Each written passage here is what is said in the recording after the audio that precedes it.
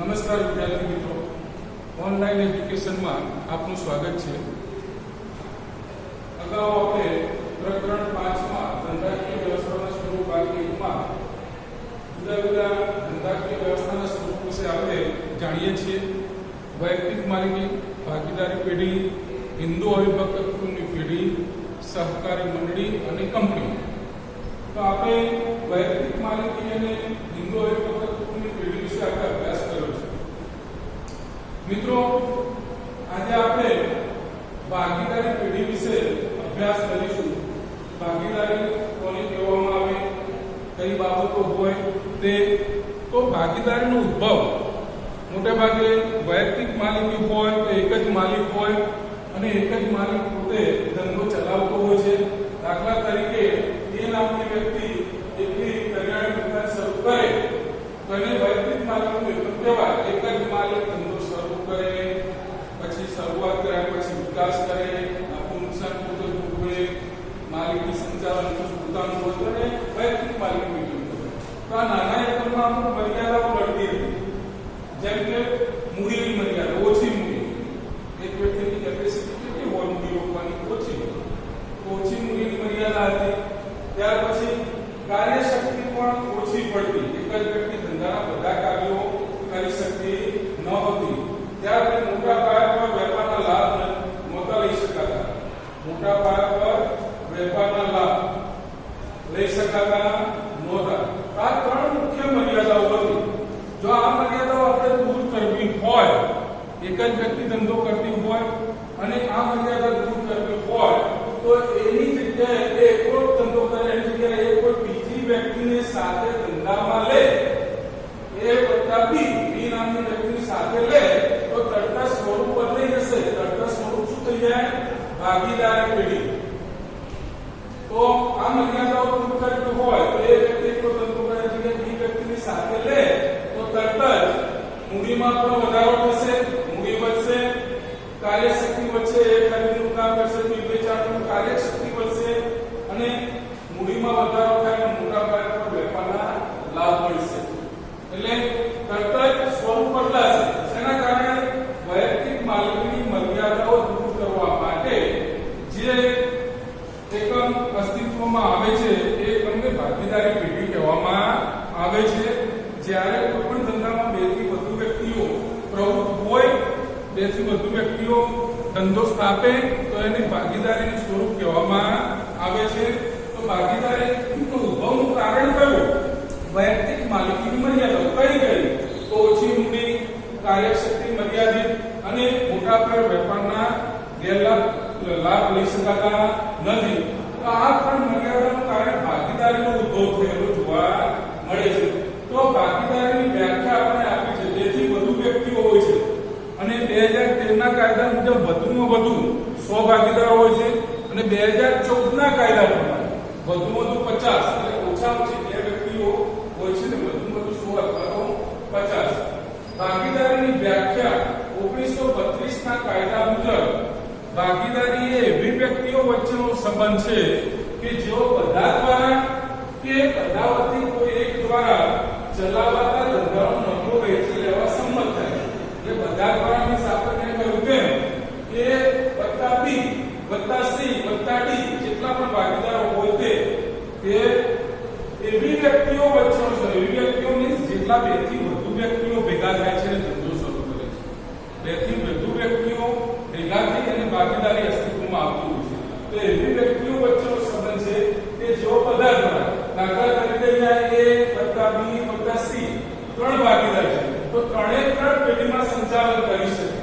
પેઢીનું સંચાલન ત્રણે ત્રણ કરી શકે કે બધા વતી કોઈ એક દ્વારા. આ ત્રણ છે એ બી સી, એમાંથી ધારો કે બી ને સી ને ટાઈમ નથી ને એને કે કાર્ય સંચાલન કરવાનું બી એમ એવું તો એ કરે સંચાલન. એટલે કોઈ બધા વતી કોઈ એક દ્વારા ચલાવતા ધંધાનો નફો વેચી લેવા સંમત થાય. તો બધા જ ભાગીદારો ભેગા મળી નફો વેચી લેવા માટે સંમત થતા હોય તો તેવી વ્યવસ્થા હોય તો ભાગીદારી પેઢી કહેવામાં આવે છે. મિત્રો, વ્યાખ્યા તૈયાર કરવાની 1932 ના કાયદા મુજબ ભાગીદારી એ વ્યક્તિ વચ્ચેનો સંબંધ છે કે જેઓ બધા દ્વારા કે બધા દ્વારા ચલાવાતા ધંધાનો નફો વેચી લેવા સંમત થાય છે તો તેને ભાગીદારી પેઢી કહેવામાં આવે છે. તો કઈ બાબતો જોવા મળે? લાક્ષણિકતા. સૌથી પહેલી લાક્ષણિકતા કરારજન્ય સંબંધ. ભાગીદારી પેઢી અસ્તિત્વમાં જે રીતે આવે જેટલી પણ વ્યક્તિ ભાગીદારીમાં જોડાય, દાખલા તરીકે 3 વ્યક્તિ ભેગા મળી અને કાપડની પેઢી શરૂ કરી, તો કાપડની પેઢી 3 વ્યક્તિ ભેગા થઈને શરૂ કરતા હોય તો 3 વ્યક્તિઓ વચ્ચે લેખિત કે મૌખિક કરાર કરવામાં આવે છે. કરારથી જ ભાગીદારી પેઢી અસ્તિત્વમાં આવતી જોવા. કરાર કેવા હોય છે? લેખિત કે મૌખિક. લેખિત કરાર કરવો હિતાવો છે, ફરજિયાત નથી. તો કરારથી ભાગીદારી પેઢી અસ્તિત્વમાં આવે છે.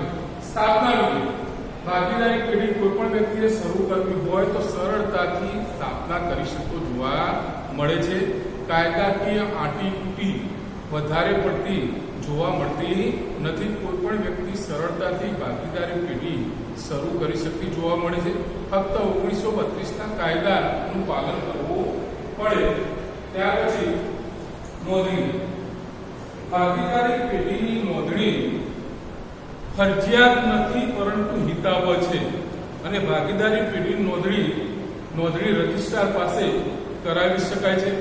જો નોંધણી કરાવવામાં આવે તો પેઢીને હિતાવહ છે, ફાયદો છે. ફરજિયાત નથી પણ હિતાવહ છે.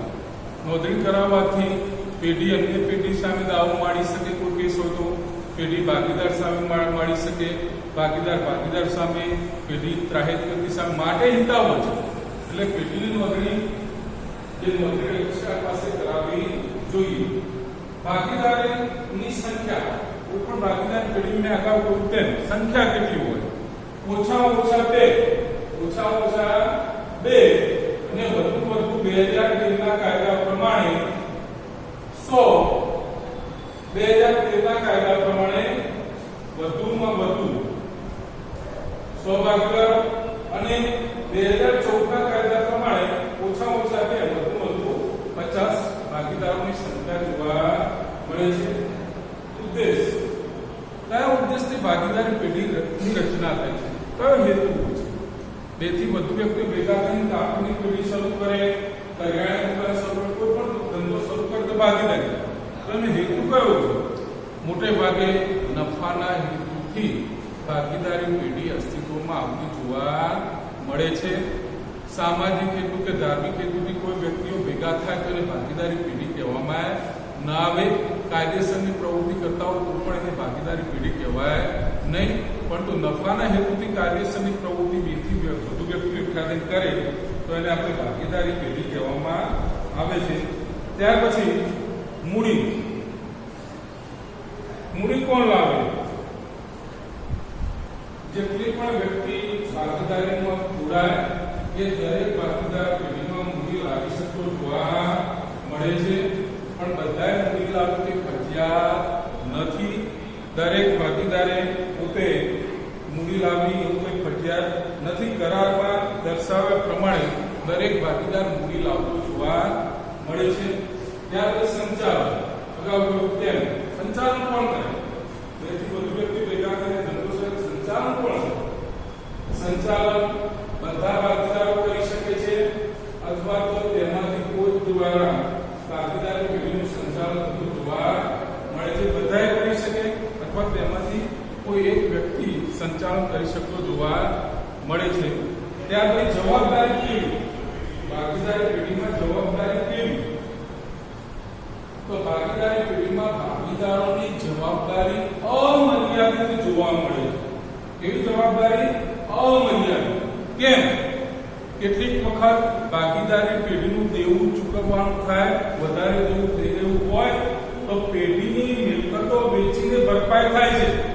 પણ તો પણ દેવું ન ચૂકવી શકાય એમ હોય તો ભાગીદારોએ પોતાની અંગત મિલકતો વેચીને દેવું ભરપાઈ કરવું પડતું હોવાથી ભાગીદારી પેઢીની જવાબદારી અમર્યાદિત થતી જોવા મળે છે.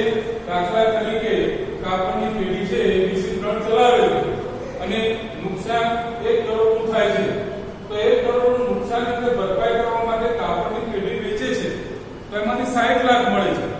તો 60 લાખ તો ભરપાઈ કરી દીધા એક કરોડમાં, તો બાકીના 40 લાખ કરવા માટે આ ત્રણ ભાગીદારોએ પોતાની અંગત મિલકતો વેચવી પડતી હોય છે, માટે તેની જવાબદારી અમર્યાદિત છે, ભાગીદારના ઘર સુધી પહોંચતી જોવા મળે છે. માલિકીની ફેરબદલી. ભાગીદારી પેઢીમાં માલિકીની ફેરબદલી સરળતાથી કરી શકાતી નથી.